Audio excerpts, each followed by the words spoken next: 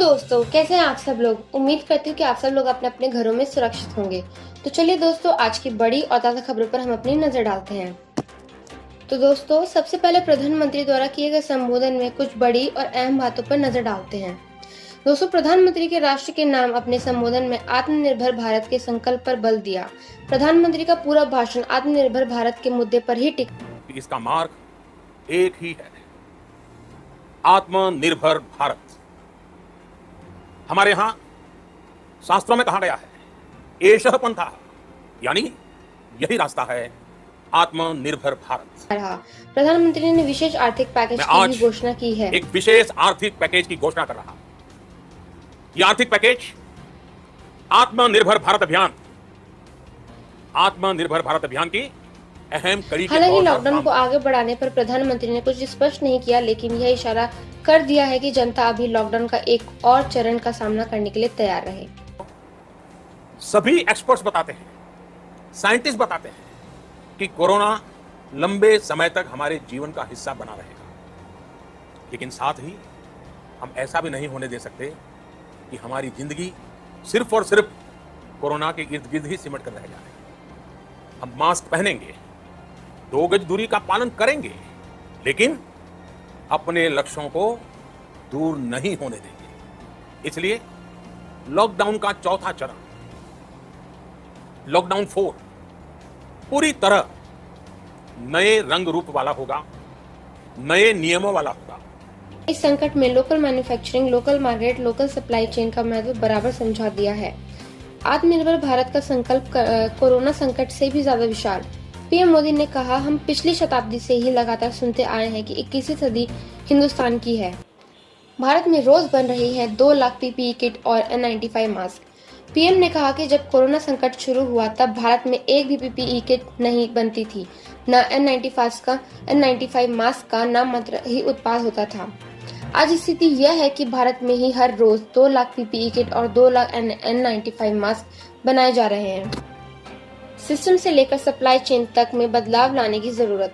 PM ने कहा कि अर्थव्यवस्था में क्वांटम जंप लगाना जरूरी। ऐसा इंफ्रास्ट्रक्चर हो जो आधुनिक भारत की पहचान बने। हमारी डेमोग्राफी आत्मनिर्भर भारत के लिए एक ऊर्जा का स्रोत है। तो चलिए दोस्तों, अब कोरोना अपडेट की ओर नजर डालते हैं। दोस्तों, अब तक पूरे देश में कोरोना संक्रमित केसेस की संख्या 70,000 के पार हो चुकी है, जिसमें 42,454 लोग ठीक हो चुके हैं, तो वहीं 2,293 लोग अपनी जान गंवा चुके हैं। तो दोस्तों, वहीं राजधानी दिल्ली की बात करें तो दिल्ली में 7,233 केसेस सामने आ चुके हैं, जिसमें 2,129 लोग रिकवर हो चुके हैं, वहीं 73 लोगों की मौत हो चुकी है। इसी के साथ अगर विश्व की बात करें तो पूरी दुनिया में वायरस से 43 लाख से ज्यादा लोग पीड़ित हैं, जबकि 3 लाख के करीब लोगों की मौत हो चुकी है। वहीं अमेरिका में 14 लाख के करीब पहुंचा कोरोना का आंकड़ा, जिसमें 81,795 लोगों की मौत हो चुकी है। चलिए दोस्तों, इसके साथ आगे बढ़ते हैं। अगली खबर यह आ रही है कि कोविड-19 शरीर में 20 दिन नहीं 10 दिन तक ही जीवित रहता है। स्वास्थ्य मंत्रालय का दावा है कि देश में जितनी जांच अब तक हुई है उसमें संक्रमण की रिपोर्ट नेगेटिव आने का औसत दिन 10 दिन है। चलिए दोस्तों, इसके साथ आगे बढ़ते हैं। लॉकडाउन के बाद हवाई यात्रा शुरू होने पर यात्रियों के लिए लागू हो सकते हैं नए नियम। मंत्रालय ने तैयार किया ड्राफ्ट। नागरिक उड़ान मंत्रालय ने देश में कमर्शियल उड़ानों की दोबारा शुरुआत के लिए मानक संचालन प्रक्रिया SOP का एक मसौदा तैयार किया है। लॉकडाउन के बाद कमर्शियल उड़ानों के संचालन की अनुमति मिलने के बाद यात्रियों के लिए कुछ नए नियम सामने आ सकते हैं।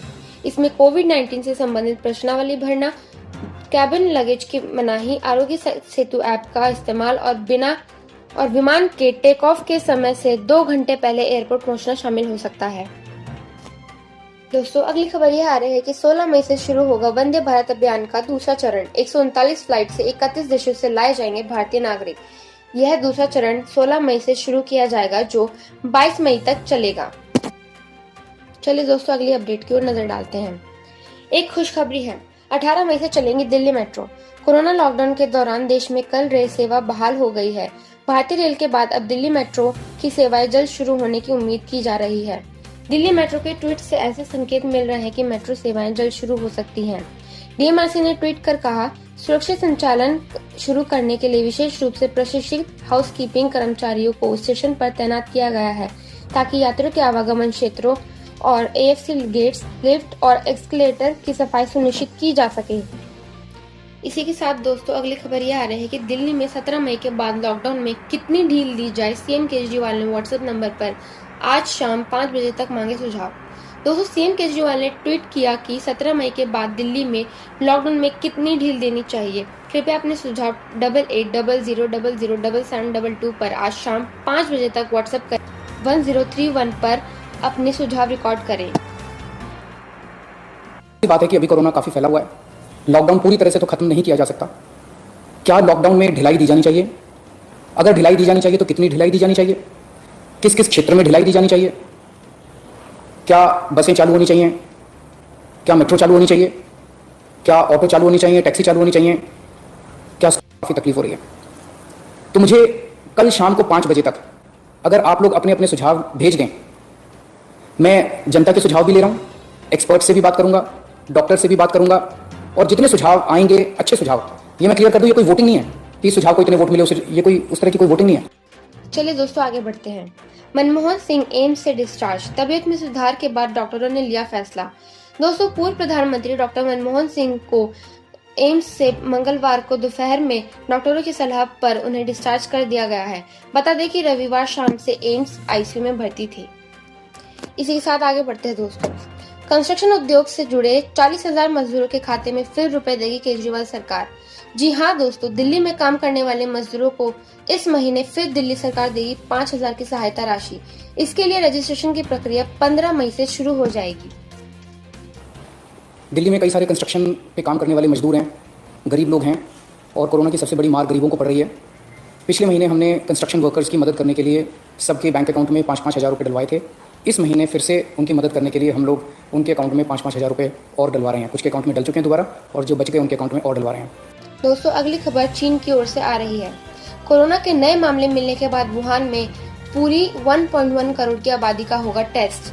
कई हफ्तों के बाद एक बार फिर से कोरोना संक्रमण के मामले सामने आने के बाद चीन ने पूरे शहर के लोगों को कोरोना टेस्ट कराने का फैसला लिया।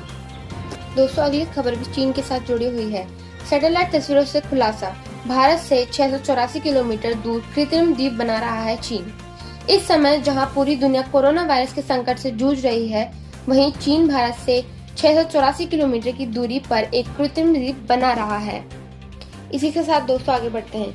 चीन से हुई झड़प, तो भारतीय सेना के लेफ्टिनेंट ने एक मुक्के में चीनी मेजर की नाक से निकाल दिया खून। जी हाँ दोस्तों, सिक्किम में अतिक्रमण कर रहा था चीन।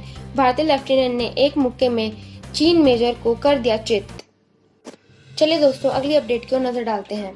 दोस्तों 13 मई यानी आज यहाँ भारी बारिश की संभावना। इन राज्यों में चलेगी धूल भरी आंधी। दोस्तों बीते 2-3 दिनों से कई राज्यों में धूल भरी तेज हवाओं ने इस बात की तस्दीक कर दी है। दिन में तेज गर्म के बाद रात को आंधी के साथ साथ कई इलाकों में तेज बारिश और ओलावृष्टि तक के समाचार प्राप्त हो रहे हैं। ताजा अनुमान यह है कि अगले 24 घंटों में देश के कई राज्यों में इसी तरह धूल भरी आंधी चल सकती है। स्काईमेट वेदर का अनुमान है कि अगले 24 घंटे के दौरान पंजाब, हरियाणा, पश्चिमी उत्तर प्रदेश, दिल्ली और राजस्थान के कुछ हिस्सों में धूल भरी आंधी के साथ साथ बारिश हो सकती है। चलिए दोस्तों आगे बढ़ते हैं। दोस्तों आज सोने के भाव में 30 रुपए की गिरावट देखने को मिली। इसी के साथ आज 22 कैरेट सोना 44,300 रुपए प्रति 10 ग्राम हो गया है। वहीं चांदी के दामों में कोई बदलाव देखने को नहीं मिला। चांदी 43,000 रुपए प्रति किलोग्राम ही बना रहा। तो दोस्तों आज के लिए इतना ही। आगे मिलेंगे कुछ नई और बड़ी ताज़ा खबरों के साथ। तब तक के लिए नमस्कार।